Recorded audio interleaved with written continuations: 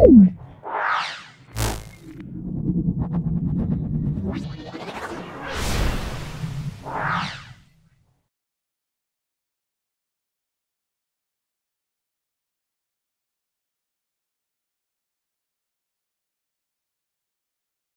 KG ভরের একটি বস্তুকে পৃথিবী যে বল দিয়ে টানে তার মান কত?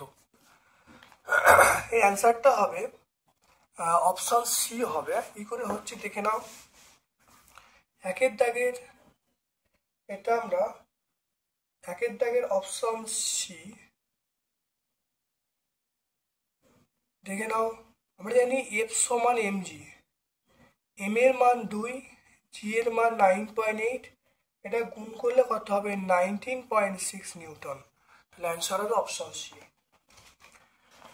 তারপরে সময় বাড়ার সঙ্গে সঙ্গে পতনশীল বস্তুর বেগ অবশ্যই বাড়তে থাকে। অপশন বি আমরা অবশ্যই মনে রাখবো। ঘনত্বের এসআই একক, ঘনত্বের এসআই একক আমরা বলবো কিলোগ্রাম পার ঘনমিটার, এটা হলো ঘনত্বের এসআই একক। ফেরাস যৌগে আয়রনের যোজ্যতা।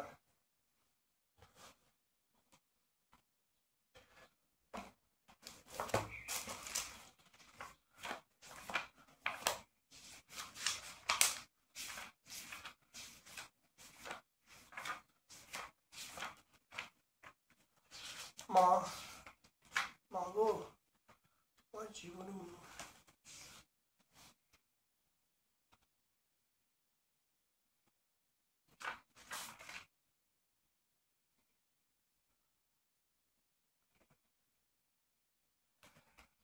দেখে নাও। ফেরাস যখন হবে তখন 2, ফেরাস হলে 2 আর ফেরিক হলে 3। তাহলে ফেরাস যৌগে যোজ্যতা আমরা কত, এটা ফেরাস তাহলে 2 হবে। ফেরাস যৌগে আমরা কি বলবো 2। তারপর দেখে নাও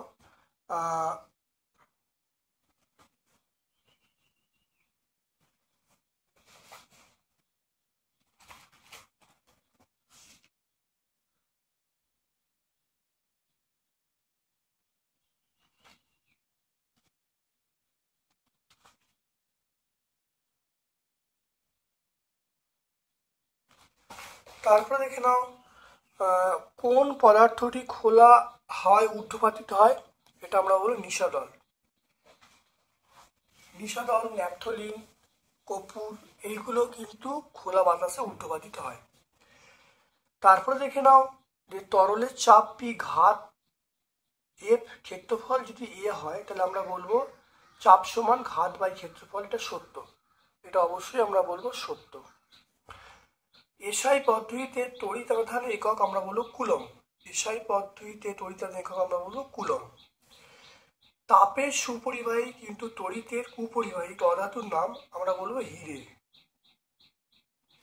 তারপর দেখো এখানে দেখো 4 নম্বরটা, দেখো এখানে বলা আছে হাইড্রোজেন। হাইড্রোজেন দেখো এটা কি হবে দেখে নাও। একের দাগের আমরা বলবো 4এরটা। যৌগ দুটো দেওয়া আছে হাইড্রোজেন আর দেওয়া আছে হিলিয়াম। এর দেখো নিউট্রন সংখ্যা, এর দেখো নিউট্রন, এর নিউট্রন সংখ্যা দেখো 3 থেকে 1 বাদ কটা, 2টো।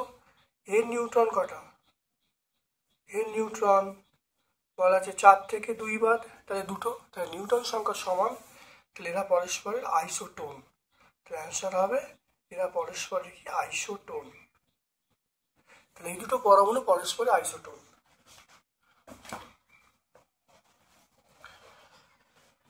এরপর দেখো সমান ভরের দেখে নাও, সমান ভরের দুটো বস্তুর মধ্যে দূরত্ব বাড়িয়ে দ্বিগুণ করা হলে মহাকর্ষ বল কত গুণ হবে দেখে নাও। 3-এর একটা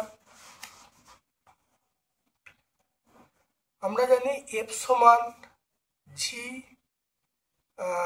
m1 m2 by R square, এটা আমরা সূত্র জানি। এবার দেখো সমান ভর, তাহলে ভর দুটো সমান বলেছে, তাহলে আমরা কি বলবো, তাহলে m1 m2 জায়গায় আমরা m বলবো, তাহলে আমরা এখানে কি বলবো, এফ সমান G M square by R square, কারণ সমান ভর বলা আছে, তাহলে M into M square by R square পেয়ে গেল। এবারে বলা আছে দূরত্ব বাড়িয়ে দ্বিগুণ করা হলো, তাহলে এটা প্রথম ক্ষেত্রে। তাহলে দ্বিতীয় ক্ষেত্রে আমরা যদি এফ ড্যাশ বলি, এফ ড্যাশ সমান আমরা জি এম স্কোয়ার বাই দূরত্বটা কি করা হলো, দূরত্বটা বাড়িয়ে দ্বিগুণ করা হলো, দূরত্ব বাই দ্বিগুণ করা হলো মানে 2r হলো, তাহলে 2r তার স্কোয়ার, দূরত্ব ছিল r, এখন 2r তার স্কোয়ার হয়ে গেল। তাহলে এফ ড্যাশের মান পেয়ে গেল G M square by 4r square, আর এটা দেখো 1/4, এটা লিখলাম G M square by R square. এই মানটা কত, এই মানটা এফ দেখো দেওয়া আছে, তাহলে এফ ড্যাশের মানটা পেয়ে গেল 1/4 ইন্টু এফ। তাহলে কত হলো, তাহলে বলটা 1/4 গুণ হলো। তাহলে অ্যান্সার তোমরা কি বলবে, এরকমভাবে করে দেবে, করে দিলে উত্তর হয়ে যাবে। ভাষায় নিয়ে লেখো, বলবে প্রযুক্ত বলটা 1/4 গুণ হবে। তারপর দেখো সংকেত লিখতে বলছে, ফেরিক সালফেট, দেখো এটা 2-এরটা,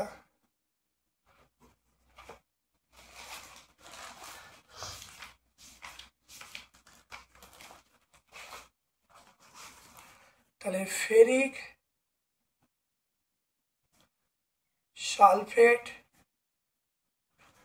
আর কি আছে, এটা এরটা, বি একটা আছে অ্যামোনিয়াম নাইট্রেট,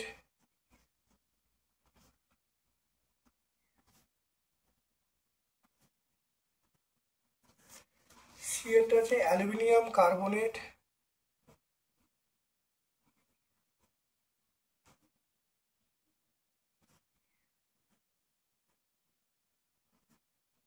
ডি একটা আছে ম্যাগনেসিয়াম হাইড্রোক্সাইড,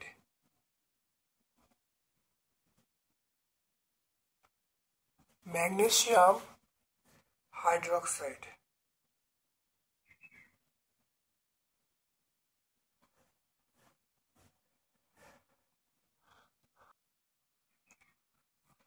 এখানে ফেরিক সালফেটের সংকেত আমরা বলবো Fe2SO4 3, এটা হলো ফেরিক সালফেটের সংকেত।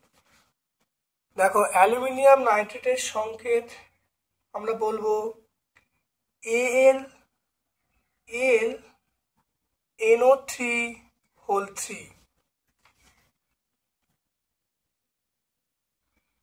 তারপর দেখো অ্যালুমিনিয়াম কার্বনেট হলো Al2CO3 aluminium carbonate. Magnesium hydroxide এর সংকেত হলো MgOH2। তাহলে দেখে নাও, ফেরিক সালফেটের সংকেত হলো Fe2SO4 3, aluminium nitrate AlNO3 3, aluminium carbonate Al2CO3 3, magnesium hydroxide MgOH2।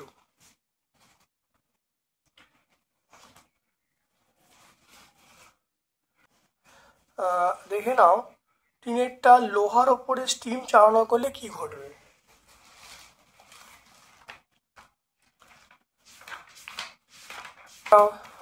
লোহার ওপর দিয়ে যদি স্টিম চালনা করা হয়, তাহলে এটার নাম হলো ফেরোসুপ্রিক অক্সাইড আর হাইড্রোজেন উৎপন্ন হবে। তাই লোহার ওপর দিয়ে স্টিম চালনা করলে ফেরোসুপ্রিক অক্সাইড এবং হাইড্রোজেন উৎপন্ন হবে। তাহলে বিক্রিয়াটা লিখে দেবে, লিখে দিলে উত্তর হয়ে যাবে। এটা তোমরা পেজ নাম্বার 132-এ পাবে, পেজ নাম্বার 132 এটা পাবে, পেজ নাম্বার 132। এটা আমার পুরাতন বই, মানে যেহেতু এবছরে তোমাদের বইটা নতুনভাবে হয়েছে, তাই পেজ নাম্বার কিন্তু নাও মিলতে পারে, আমি তোমাদের বলবো তোমরা লিখে নেবে। লোহার বল জলে ডুবে যায়, কিন্তু লোহার কড়া জলে ভাসে কেন। এটা আমরা পেয়ে যাব, দেখে নাও সারদা প্রকাশনীর বইয়ে, দেখো 6টা। এক খণ্ড লোহাকে জলে ডোবালে লোহা যে জল অপসারণ করে তার ওজন লোহা অপেক্ষা কম হয়, অর্থাৎ লোহাখণ্ডের ওজন প্লবতার থেকে বেশি, ফলে লোহাখণ্ডটা জলে ডুবে যায়। কিন্তু লোহাকে পিটে যখন কড়াই তৈরি করা হয় তখন তার তলদেশ প্রসারিত হয়, আয়তন লোহাখণ্ড অপেক্ষা বেশি হয়। তাই বেশি জল অপসারণ করে, ফলে ঊর্ধ্বমুখী প্লবতা বেশি হয়, সেই জন্য ভাসে। এটা আমরা দেখো নাও, 6 নম্বর উত্তরটা পেয়ে যাবো, তুমি লিখে নেবে খাতায়। তারপর চলে এসো আমরা লাইফ সায়েন্স, এটা আমরা সহায়িকায় আমরা 23 পেজে পাবো, তোমরা একটু লিখে নেবে। তারপর দেখে নাও লাইফ সায়েন্সের পোর্শন আগে চলে আসছি। শ্বাসবায়ু পরিবহন করে, আমরা বলবো পেশিকোষ। হ্যাঁ, পেশিকোষ কিন্তু শ্বাসবায়ু পরিবহন করে। প্রোটিন সংশ্লেষে সাহায্য করে, সেটা অবশ্যই আমরা বলবো অপশান ডি হলো রাইবোজোম বলবো। ব্যাকটেরিয়া কোষে উপস্থিত মেসোজোম নামক কোষীয় অঙ্গাণু সেটা শ্বসনে অংশগ্রহণ করে, এটা অবশ্যই সত্য। আমরা এটা সত্য বলবো। সেন্ট্রোজোম একটি একক পর্দাযুক্ত কোষীয় অঙ্গ, সেন্ট্রোজোম কোনো পর্দা নেই, এটা আমরা মিথ্যা বলবো। মানুষের ড্যাশ কোষের সবচেয়ে বেশি, আমরা বলবো নার্ভ কোষ। নার্ভ কোষ বা স্নায়ু কোষ, নার্ভ কোষ বলতে পারি বা স্নায়ু কোষ বলতে পারি। পিতামাতা থেকে সন্তানদের দেহে বংশ বৈশিষ্ট্য জিনের মাধ্যমে হয়, এটা জিন। আমরা কি বলবো, জিনের মাধ্যমে হবে। কোষ পর্দা কি কি নিয়ে গঠিত?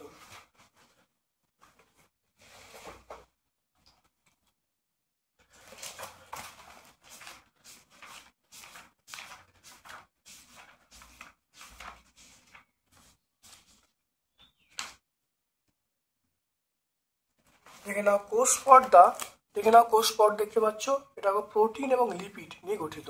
তাহলে আমরা বলবো প্রোটিন এবং লিপিড নিয়ে গঠিত। এটা পেজ নাম্বার 182। 182তে আমরা পাবো, এটা হলো প্রোটিন এবং লিপিড। গলগি বস্তু কোন অংশ থেকে সৃষ্টি হয়? দেখে নাও গলগি বস্তু সৃষ্টি হয়, দেখো এন্ডোপ্লাজমীয় জালিকা, দেখতে পাচ্ছ এন্ডোপ্লাজমীয় জালিকা থেকে সৃষ্টি হয়। এটা পেজ নাম্বার আমরা 183 বলে দিচ্ছি, 183তে পাবো। উদ্ভিদের দুটি অংশের নাম লেখো যেখানে প্রস্তরকোষ দেখা যায়। প্রস্তরকোষ দেখা যায়, আমরা বলবো আবরণ, এটা আমরা বলবো বীজের আবরণ বলবো, বীজের আবরণ, আর বলবো ফলত্বক। আমরা কি বলবো, ফলত্বক। তাহলে প্রস্তরকোষ দেখা যায়, বীজের আবরণ, ফলত্বক। এটা মেনলি আমরা লক্ষ্য করি আপেলে, আপেল জাতীয় ফলে আমরা এটা লক্ষ্য করি। তারপর দেখে নাও যৌগিক অনুবীক্ষণ যন্ত্রে কোনো বস্তুকে অনেক গুণ বড় করে দেখানোর জন্য কি কি ধরনের লেন্স ব্যবহার করা হয়?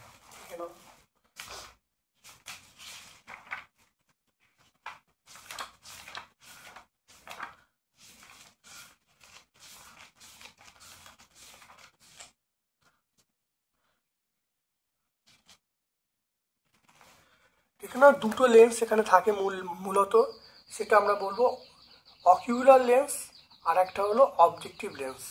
তাহলে দুটো লেন্স আমরা পাবো, একটা হলো অকিউলার লেন্স আর একটা হলো অবজেক্টিভ লেন্স। এটা পেজ নাম্বার আমরা 174-এ পেয়ে যাব। পেজ নাম্বার আমরা 174-এ পেয়ে যাব। ভাজক কলা, দেখে নাও ভাজক কলা দুটো কাজ লিখতে বলছে। দেখে নাও ভাজক কলার কাজ আমরা পাচ্ছি, এখন নতুন অঙ্গ তৈরি করা, মূল ও কাণ্ডে দৈর্ঘ্য বৃদ্ধি করা, নতুন পাতা কাক্ষি মুকুল তৈরি করা, সংবহন কলা গঠন করা, এগুলো ভাজক কলার কাজ। এটা আমরা পাবো 180 পেজে। তাহলে পেজ নাম্বার আমরা 180-তে পাবো। কোন কোষীয় অঙ্গাণুকে আত্তকোষী থলি বলে এবং কেন?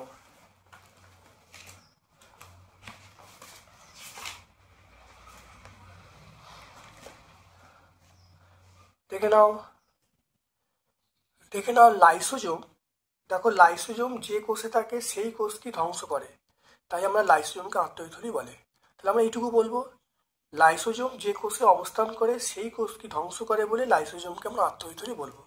পেজ নাম্বার 183-তে আমরা পাবো, পেজ নাম্বার 183-তে। তারপর দেখো কোষের শক্তি নির্গমন প্রক্রিয়ায় যে কোষ অঙ্গাণু সাহায্য করে তার নাম কি? কোষীয় অঙ্গাণু চিত্র অঙ্কন করতে বলছে, চিহ্নিত করতে বলছে। কোষের শক্তি নির্গমন করে, নামটা অবশ্যই মাইটোকন্ড্রিয়া বলবো। মাইটোকন্ড্রিয়া কোষের শক্তি উৎপন্ন করে, তার ছবিটা দেখো তোমরা দেখতে পাচ্ছ, এটা ছবি দেখতে পাচ্ছ।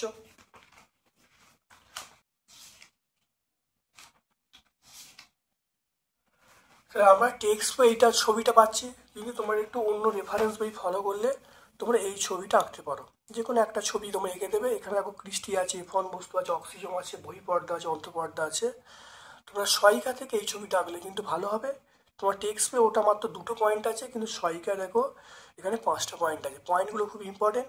আমার মনে হয় তোমরা এই উত্তরটা করবে, এই ছবিটা তোমরা আঁকবে। তাহলে আজকে আমরা 1 নম্বর স্কুলটা সম্পূর্ণ ব্যাখ্যা করলাম পরিবেশ বিজ্ঞানের। আশা করি ভিডিওটা বুঝতে পেরেছো।